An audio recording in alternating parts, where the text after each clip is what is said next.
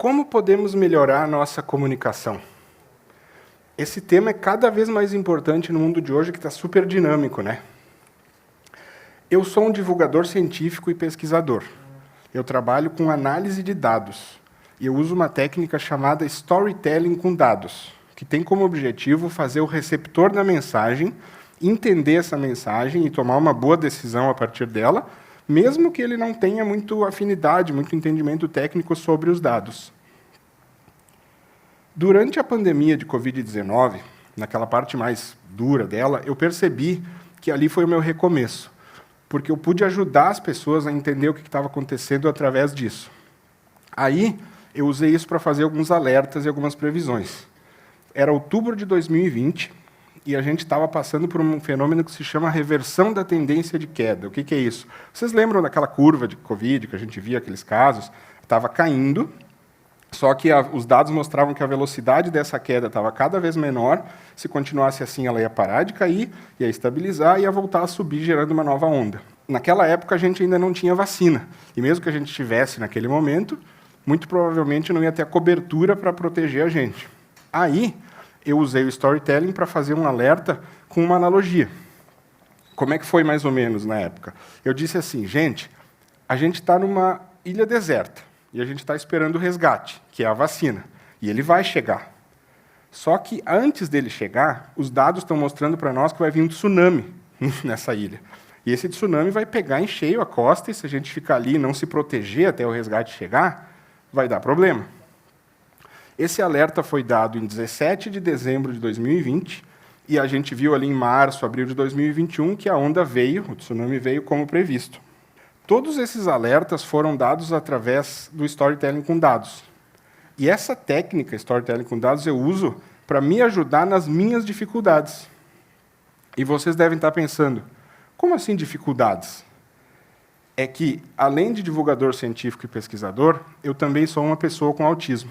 Eu recebi meu diagnóstico recentemente, e isso faz de mim uma pessoa neurodivergente. E quem não é neurodivergente é neurotípico. E eu não estou sozinho nessa. Quando a gente pega dados do CDC dos Estados Unidos, que é o Centro de Controle de Doenças, de dezembro de 2021, a gente vê que tem 1 a cada 44 crianças de 8 anos que está no espectro autista. Se a gente passar isso para a população brasileira, dá em torno de 4 milhões e 500 a 5 milhões de crianças com autismo nessa estimativa. É bastante, né? E essas crianças, elas crescem, elas viram adultos, como eu. Quais são algumas das dificuldades que eu especificamente tenho com essa condição? Eu tenho problemas sensoriais, assim, é tudo meio trocado. Toque leve, para mim, é bem ruim. Sabe, um carinho, um toque leve é uma coisa ruim, é como se fosse me machuca. Já um toque forte é bem mais fácil, como se fosse o oposto. Eu tenho muito problema com sons, a hipersensibilidade a sons. Por exemplo, assim, eu escuto as lâmpadas. Quando tem uma lâmpada acesa, ela faz um barulho e incomoda bastante. Eu dependo muito de fones de cancelamento de ruído, eu tenho o meu sempre comigo, eu uso toda hora. Eu também tenho estereotipias ou stims, que são movimentos, assim, eu estou me segurando um monte aqui agora. Eu estou andando para lá e para cá, estou tentando ficar no lugarzinho certo aqui, porque isso me ajuda a me organizar. Porque o mundo inteiro me desorganiza. O mundo me desorganiza. Os sons, esse excesso de estímulos, fica tentando me desorganizar o tempo inteiro. E aí, por causa disso também, eu dependo muito, muito mesmo de planejamento e rotinas para que eu consiga seguir minha vida. Eu dependo mesmo. Eu vou dar um exemplo para vocês. Imagina que a gente combina de almoçar semana que vem. E aí vocês me dizem, o cardápio é arroz queimado sem sal. Eu digo, beleza, combinado, fechou. Chega lá no dia do almoço e não tem arroz queimado sem sal. Tem um banquete maravilhoso, das melhores comidas que eu mais gosto de todas. Eu não vou ficar feliz. Eu vou ficar totalmente nervoso, ansioso, transtornado. Eu já estava imaginando como ia ser o gosto do arroz queimado, o que ia acontecer, tudo o que ia dar. E aquilo me desorganiza totalmente. Então, assim, festa surpresa, nunca façam, por favor. Nunca, senão é bem complicado. E, por fim, eu tenho problemas de interação social. problemas de comunicação. Sabe aquelas entrelinhas da comunicação, aquela comunicação não verbal, que normalmente uma pessoa olha para outra, a outra olha, só com olhares já entende o que aconteceu, eu não entendo nada. Eu fico perdidaço. Eu vou tentar mostrar para vocês como é que é. Deem uma olhada nesse slide. É a mesma coisa do outro. É as mesmas informações que está no outro. Provavelmente vocês não estão entendendo nada. Né? Só que imagina que tu olha para esse slide, daí tu, não estou entendendo. Aí tu olha para o lado, todo mundo está entendendo. Está tomando nota, concordando ou discordando, enfim, mas, sim, muito bom. E isso aí. Daí as pessoas vão dizer, como assim? Né? Como é que está todo mundo recebendo essa informação normalmente? E é mais ou menos isso.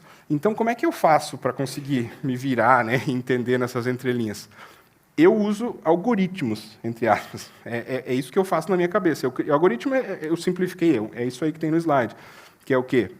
Se acontece uma coisa, então faça tal coisa. Enquanto uma coisa está acontecendo, mantenha tal comportamento. E é uma decoreba, no sentido ruim da palavra mesmo, enche a cabeça de coisa, é muito cansativo, porque eu tenho que ficar decorando. Eu tenho que, como é que eu faço? Essa pessoa está fazendo assim, então eu tenho que fazer assim. Inclusive, tem esse desenho, que eu botei, essa fotinho, ela é de uma animação de 2010, chamada Mary e Max. E nessa foto o Max está segurando isso, e eu assisti isso antes de receber o meu diagnóstico, inclusive me senti muito representado. A representatividade ela é muito importante. Porque o que ele tem? Ele tem mais ou menos a mesma coisa. Ele teve que fazer esse manualzinho de instrução, ele teve que anotar, isso aqui quer dizer que a pessoa está irritada, isso aqui quer dizer que a pessoa está feliz. Porque muitas vezes o sim é não, a pessoa está chorando de felicidade e eu não consigo notar. Então, isso é bastante complicado. Mas eu não tenho só essas dificuldades. Eu também tenho algumas facilidades. Eu aprendi a ler sozinho, em casa. Antes da escola, eu tinha 3, 4 anos. Eu tenho uma facilidade de aprendizado no geral. Aprendi a tocar instrumentos musicais com relativa facilidade, sem muito problema.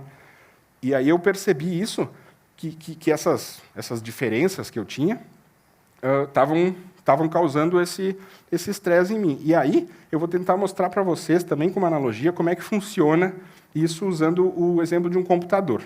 Como é que funciona um computador? Eu vou simplificar, mas ele tem o processador, que executa as tarefas, a memória RAM, que enfileira elas, o disco, onde a gente guarda as informações.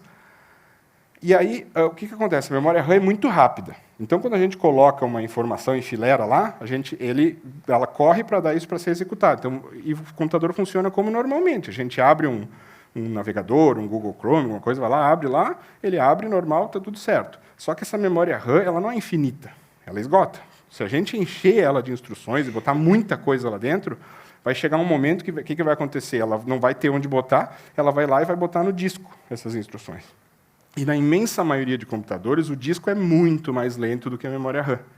E aí, o que vai acontecer? Ele vai começar a ficar lento. Então, já deve ter acontecido com vocês já. Tu abre, tu dá 2 cliques para abrir, não abre. Aí, tu dá de novo, não abre. Aí, tu dá de novo, abre 3.